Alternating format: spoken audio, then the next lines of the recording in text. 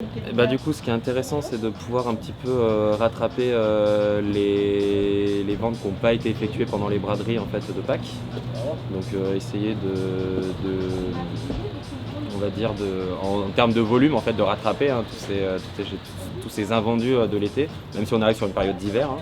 Donc après, ce qui est intéressant, nous, c'est de nous y retrouver au niveau du chiffre d'affaires et de la fréquentation. Malheureusement, du coup, on n'a pas cette fréquentation.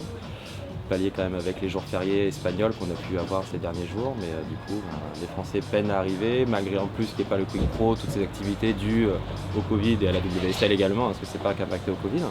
Donc du coup, on arrive dans une zone un peu de transition ou d'interrogation par la suite, parce que bien sûr, il y a eu le regain d'activité après le Covid.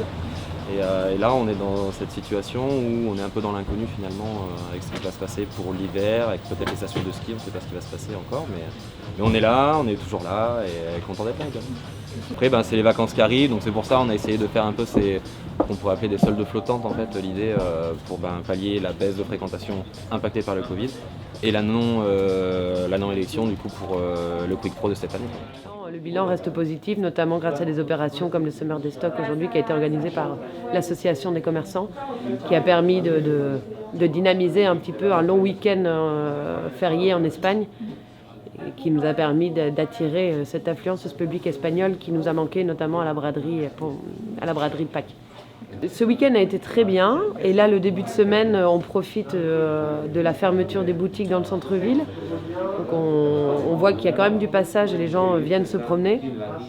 Après l'annulation du Quick Pro, on a senti quand même une grosse baisse d'affluence. En plus des tempêtes et du mauvais temps qui n'ont pas arrangé les choses, le mois de septembre et l'arrière-saison a été quand même assez tristouné. Donc on croise maintenant les doigts pour avoir des vacances de la Toussaint, que ce soit en termes de météo, de vagues, assez clémentes. Et puis on attend aussi le discours de Monsieur le Président pour savoir ce qui va se passer dans les grandes villes et si on aura l'affluence du printemps. Aujourd'hui, nous, on a une école de surf basée sur une des plages de Segor et on voit que l'engouement pour le surf, pour la pratique, ne cesse d'augmenter d'année en année. Donc des pratiquants, il y en aura toujours.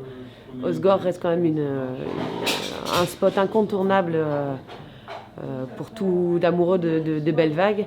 Donc oui, la zone ne cessera jamais de grandir. Et puis c'est vrai qu'on voit de plus en plus de très belles boutiques avec des choses un peu différentes. Il n'y a plus uniquement que des magasins d'usine, mais il y a aussi des concept stores, des univers. On voit le développement de la restauration, de café, d'open space. Et ça rend très très dynamique cette zone et c'est positif.